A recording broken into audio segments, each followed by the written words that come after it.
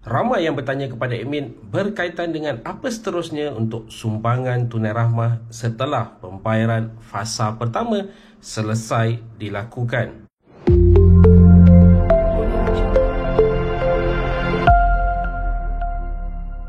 Assalamualaikum, salam sejahtera. Jumpa lagi di channel Heruan Nabi. Okay guys, kepada mereka yang belum lagi subscribe ke channel ini, jangan lupa tekan pada butang subscribe, tekan juga pada butang loceng. Thank you guys. Sekarang ini pembayaran untuk sumbangan tunai rahmah pembayaran fasa pertama hampir selesai dilakukan.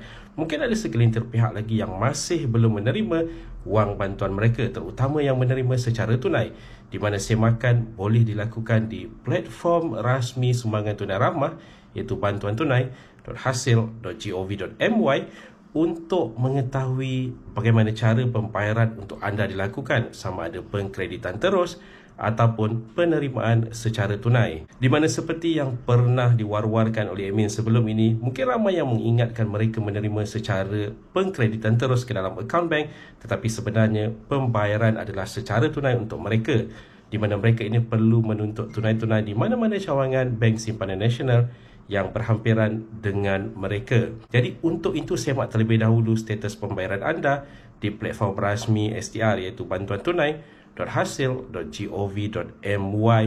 Perlu log masuk ke dalam My STR anda, kemudian semak status pembayaran untuk fasa pertama. Okay, jadi kita berbalik kembali kepada topik video kita pada kali ini berkaitan dengan apa seterusnya untuk sumbangan tunai rahmah ini.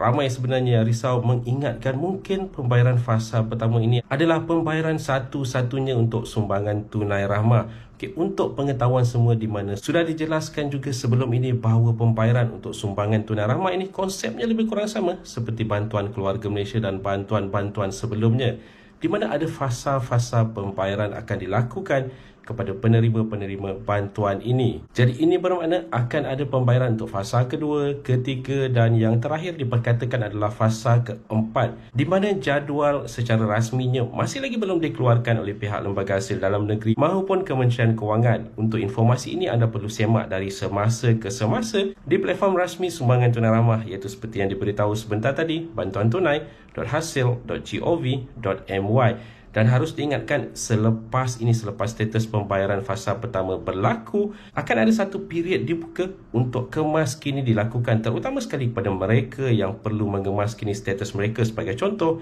daripada bujang ke berkahwin ataupun di sebaliknya, atau jika ada penambahan anak. Jadi buat mereka yang bertanya bila kemaskini akan dibuka, anda perlu tunggu, tetapi dijangkakan berkemungkinan besar pada bulan Februari 2023 nanti. Dari semasa ke semasa juga semak di platform rasmi STR ini untuk mengetahui berkaitan dengan bila tempoh untuk kemaskini akan dibuka. Kebiasaannya kemaskini ini boleh dilakukan secara dalam talian maupun di mana-mana cawangan Lembaga Hasil Dalam Negeri. Dan begitu juga untuk permohonan baru selepas ini akan dibuka juga, terutama sekali kepada mereka yang belum pernah menerima bantuan kewangan daripada Kerajaan Malaysia, yang mana sebagai contohnya jika sekarang ini sudah pun cukup umur 21 tahun dan ke atas, layak untuk menerima kategori bujang. Sebagai contohnya, permohonan baru juga akan dibuka jika nama anda belum lagi disenaraikan sebagai penerima untuk sumbangan tunai rahmah ini. Permohonan baru ini bakal dibuka bersama-sama dengan mereka yang telah pun digagalkan untuk pembayaran fasa pertama atas faktor-faktor yang tertentu.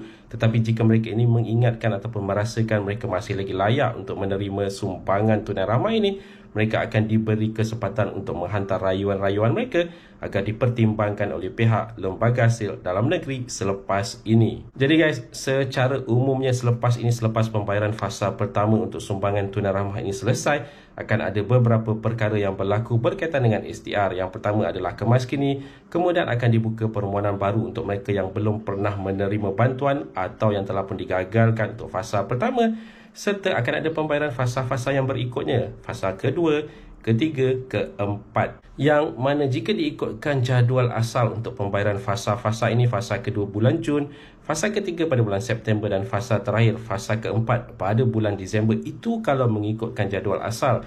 Tetapi ada jangkaan mengatakan berkemungkinan besar akan dibayar awal terutama untuk fasa kedua, berkemungkinan besar tujuannya adalah untuk membantu mereka yang merayakan Hari Raya Aidilfitri nanti pada bulan April. Okay guys, itu dia tadi sedikit sebanyak perkongsian di dalam video pada kali ini. Jika anda ada sebarang komen, sebarang pertanyaan, anda boleh tinggalkan di ruangan komen di bawah.